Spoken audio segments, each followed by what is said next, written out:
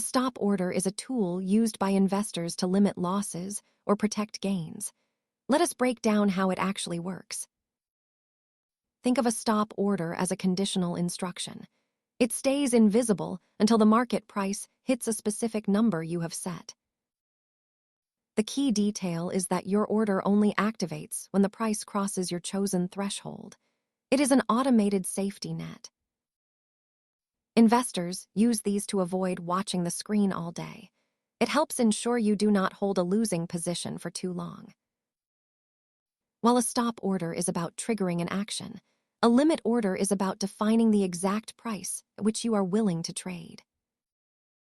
If you buy at 100 and set a stop at 90, your order triggers when the stock dips to 90, executing near that price.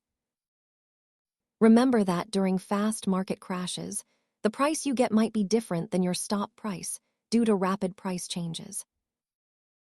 Stop orders are powerful, but always check your broker policies. Subscribe for more finance basics and stay curious about your portfolio.